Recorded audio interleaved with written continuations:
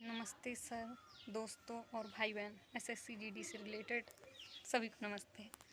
मैं आकांक्षा SSC GD 2018 की candidate. ठीक है, आपको बताना चाहती हूँ कि मैंने जनवरी 27 जनवरी को लेटर लिखे थे, एक पीएम सर को, प्रेसिडेंट सर को और होम मिनिस्टर सर को। ठीक है, हाँ, उसमें मैंने यही लिखा था, नाम नहीं लिखा था उनका, तो शायद उनको ही नहीं मिला। लेकिन मुझे इतना पता है कि ये लेटर जब मैंने लिखा था तब मुझे पता था कि ऐसे, मतलब सही से पता नहीं था कि इनको पढ़ा भी जाएगा कि नहीं, पढ़ा जाएगा तो इसका रिप्लाई आएगा या नहीं।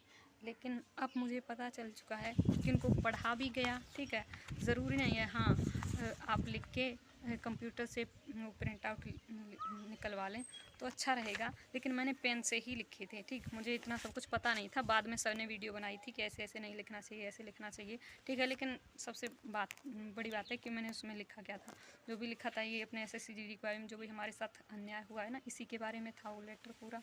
ठीक, तो मुझे ये पता चला कि बेशक रिप्लाई लेट आए, आपका लेटर पढ़ा भी जाता है और उसका रिप्लाई भी दिया जाता है। हाँ, ये बात अलग है कि जो रिप्लाई था वो असंतोषजनक था, ऐसे लगा जैसे निरर्थक सा हो, उनने बस हमें इग्नोर करने के लिए ऐसे रिप्लाई दे दिया हो। खैर कोई बात नहीं, शायद मैं अपनी गलती मानती हूँ कि शायद मैं समझा नहीं पाई अपनी बात को पूरा। एक लेटर में क्या ही समझा पाते हैं, लेकिन हाँ, अब मैं ये लेटर फिर से लिखूँगी।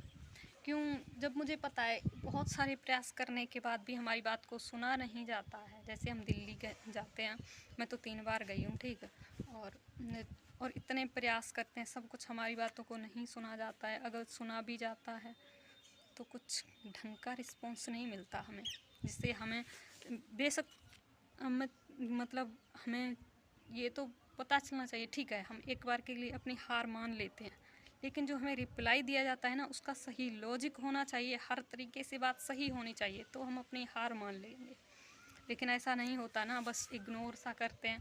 और लेकिन मुझे ये भी पता है, मुझे आप सबको, हमें ये भी पता है कि हम हार ऐसे कैसे मान लेंगे जब हमें अच्छी तरीके से पता है कि हम जो मांग कर रहे हैं वो एकदम सही है।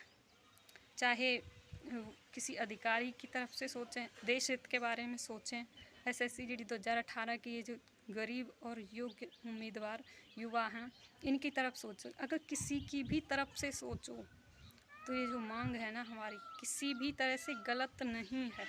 एसएससी जीडी 2021 के वालों के लिए भी सोचूं ना, तब भी मांग गलत नहीं होगी। ये मैं लास्ट तक सारी बात समझाऊंगी। ठीक है, अभी आपसे ये कहूँगी कि मैं ये नहीं कहती कि आप दिल्ली मत जाइए, आप दिल्ली जाइए। आपको जो जो लगता है कि हम न्याय पाने के लिए ये कर सकते हैं, ये तरीका सही है, वो सब कीजिए।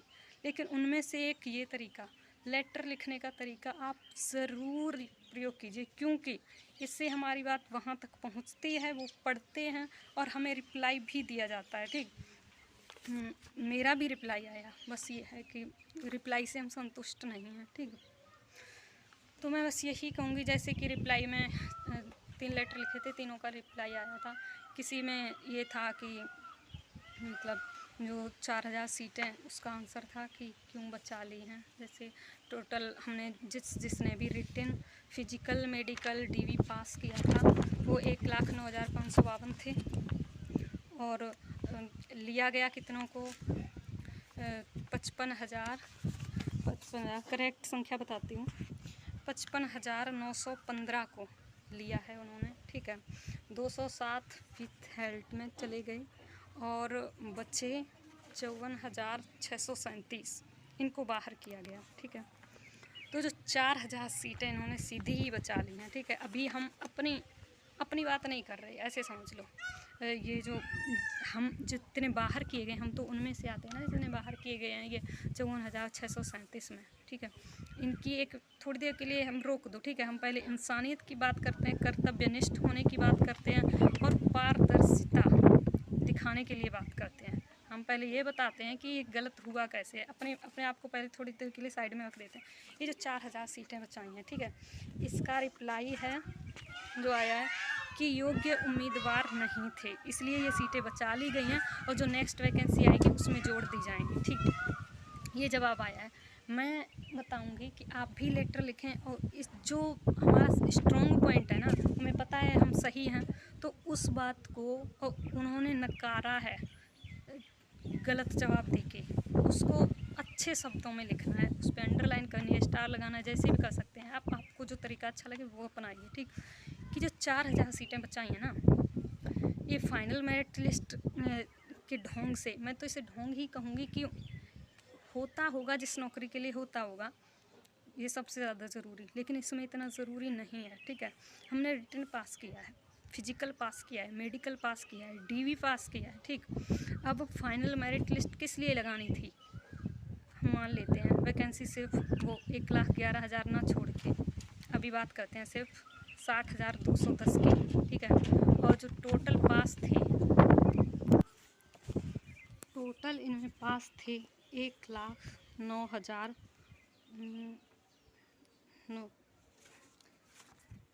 552, 1,09,552 लोग इनमें पास किए थे। ठीक है, ये सभी अर्धसैनिक बल में कांस्टेबल के पद पर जाने के योग्य थे। ठीक है, अब इसमें जो वैकेंसी थी 60,210 थी।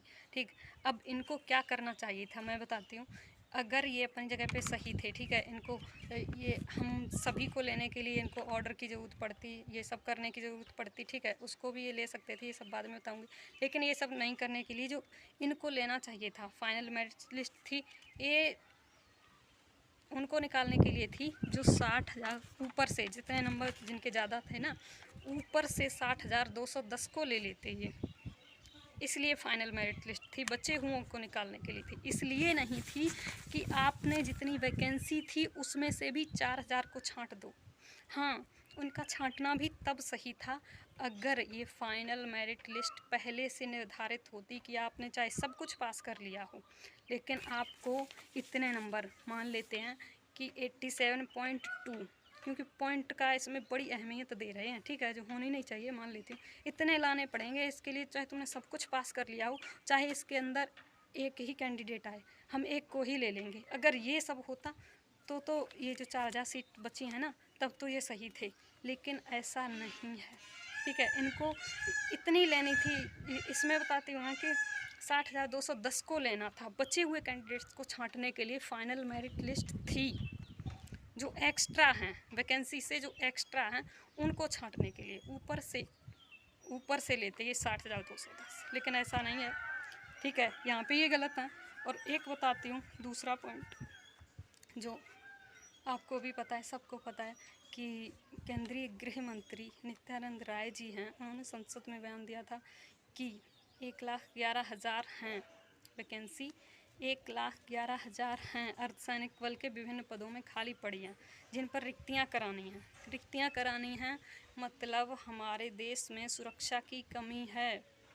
ठीक, और जब देश में सुरक्षा की कमी है और 54,637 आपके पास ऐसे कैंडिडेट हैं जो अर्धसैनिक बल में जाने की सभी योग्यताएं रखते हैं, तो क्या ज़रूरत है फिर से वैकेंसी का ढोंग करने की, भर्ती का। चलो ठीक है, हम मान लेते हैं कि ये भी SSC GD 2021 में जो भर्ती देखने के लिए तैयार हुए हैं युवा, उनके लिए अन्याय होगा। ठीक है, लेकिन उनके लिए भी अन्याय नहीं होगा, हम ये बात भी बताएंगे आपको, ये बात भी साबित करेंगे कि नेक्स्ट वैकेंसी कितनी बताई थी खाली हैं, टोटल 1,11,000। ठीक है, और जब खाली नहीं हैं तो वैकेंसी आ ही क्यों रही हैं, आ रही हैं, इसका मतलब पक्का है कि खाली हैं। क्यों वैकेंसी आने वाली हैं सबको पता है, खुद ही नोटिस दिया गया था कि आएंगी, वो अभी रुकी हुई हैं। ठीक, तो जब वैकेंसी आने वाली हैं, हमें लो पहले, मैं बताती हूँ, मैं ये नहीं कहती हमें पहले लो, उनको छोड़ दो, उनका कुछ मत करो, उनके लिए भी करो, आप कर सकते हैं, हमें लेने के बाद भी वो वैकेंसी निकाल सकते हैं। कि SSC GD 2018 में जो आपने 55,500 कितने 915 कैंडिडेट लिए हैं, उनमें से कुछ अब्सेंट रहे होंगे ज्वाइनिंग के टाइम पे, मैं मान लेती हूँ 75 to 80% ने भी ज्वाइन किया है। क्यों, इतनी लंबी भर्ती प्रक्रिया हुई है, बहुत नौकरियों में जा चुके हैं दूसरे में। ठीक है, सबके यहाँ से गए होंगे, और ख़ासकर जहाँ राज्य पुलिस बल की भर्ती हुई है, जैसे मेरे यहाँ से तब से 2 बार हो चुकी है, ठीक है। तो आप समझ सकते हैं कि कितने लोग जा चुके होंगे। देशभक्ति तो होती है खून में, लेकिन पैसे की ज़रूरत भी होती है। हम बेरोज़गारी के लिए भी नौकरी में जाना चाहते हैं, ठीक।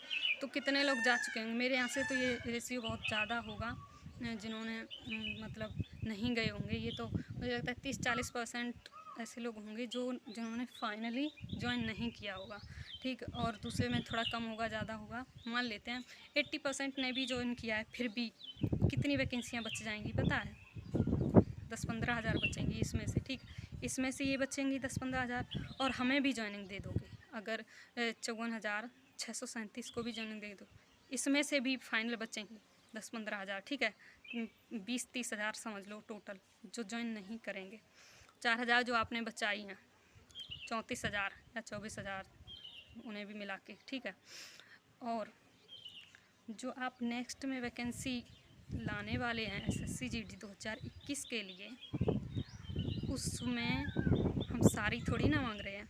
हमें दो तो पहले हमें 54,637 की ज़रूरत है। सुना है, आपको करेक्ट पता होगा, हमें तो पता नहीं है कि कितनी वैकेंसी आने वाली हैं। कभी 74,000 की सुनते हैं, कभी 84,000 की आएंगी नेक्स्ट वैकेंसी। उनमें से हम जितने रह गए हैं इनको ज्वाइनिंग दीजिए, तब भी उसमें बच जाएंगी पदों की संख्या। और हमारी वाली वैकेंसी SSC GD 2018 की है, इसमें जो लोग ज्वाइन नहीं करेंगे उनको मिला के, जो दोनों मिक्स होते हैं ना, उनके लिए फिर आप SSC GD 2021 के लिए निकाल दीजिए, ठीक है। तो ऐसे SSC GD 2021 की वैकेंसी के लिए जो लोग बैठे हैं उनके साथ भी अन्याय नहीं होगा, वो भी एग्ज़ाम दे पाएंगे, अपने सपने को पूरा कर पाएंगे। और हम तो इसलिए कह रहे हैं कि हमारे देश को ज़रूरत है सेवकों की, और हम देश की सेवा करने के लिए पूरी तरह से योग्य हैं, ठीक है। तो ये फाइनल मेरिट लिस्ट का फालतू में ढोंग ना किया जाए, सबको ले लिया जाए। इसमें देश हित है, सबसे पहले तो देखो देश हित है। आपको भर्ती तो पूरी करनी ही है, जिसके लिए 4-6 साल देरी से करोगे तो रिक्तियां हैं तो भरनी तो पड़ेंगी। इतनी देरी से करोगे ये देश का नुकसान होगा, देश की सुरक्षा से खिलवाड़ होगा। एक तो अच्छा काम ये होगा कि देश की सुरक्षा में मजबूती बनेगी, ठीक है। और दूसरा कि ये जो गरीब योग्य उम्मीदवार हैं इनका सपना पूरा हो जाएगा, इन्हें रोज़गार मिलेगा, सपना पूरा हो जाएगा। सपना पूरा होने के लिए मतलब जा तो और भी, जैसे मैंने भी टीचिंग की कोर्स कर रखा है, ठीक है, DLED कर रखा है, CTET पास कर रखा है, और फ़िलहाल तो रीट की तैयारी कर रही हूँ। तो मैं तो जा तो इसमें भी सकती हूँ, वो बहुत पहले से जा सकती थी, ये सब मैंने 2018 में कंप्लीट की थी। लेकिन सपना क्या चीज़ होती है? वर्दी पहनकर देश की सेवा करने का जो सपना होता है, वो जब वो टूटता है ना तो बहुत दुख होता है। और आप ये अगर हम सबको ज्वाइनिंग दे के, जो भी ऑल मेडिकल फिट हैं सबको ज्वाइनिंग दे के, सिर्फ आप हमारा उद्धार नहीं करेंगे, हमारे सपने को पूरा नहीं करेंगे, हमारे सपने को तो पूरा करेंगे ही, देश हित भी होगा, इसमें देश प्रेम होगा।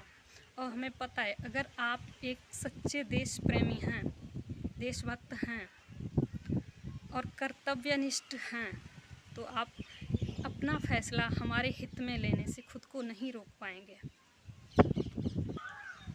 ये वीडियो बनाने का मेरा मकसद सिर्फ ये है कि लेटर लिख के तो हम कोशिश कर ही रहे हैं, आप इधर उधर ज़्यादा शेयर ना करके, मैं शेयर होने के लिए नहीं ये सब कर रही हूँ।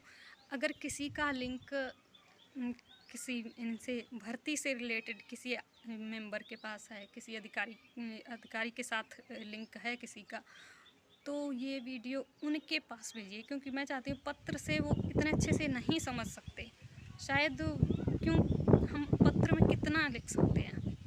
जब मैंने अच्छे से पूरी बात लिखी थी ना तो 4 पेज में आया था, तो यही कि अगर वीडियो पहुंच जाती शायद अच्छी तरीके से समझ जाएंगे, ठीक है। और वैसे भी बेरोज़गारी की कितनी हालत बुरी है, उस हर चीज़ को कि देश हित के बारे में सोचें, अपनी ड्यूटी के बारे में सोचें, गरीब युवाओं के बारे में सोचें, किसी की भी तरफ से सोचें, तो ये हमारे पक्ष में फैसला लेना हर तरीके से सही है।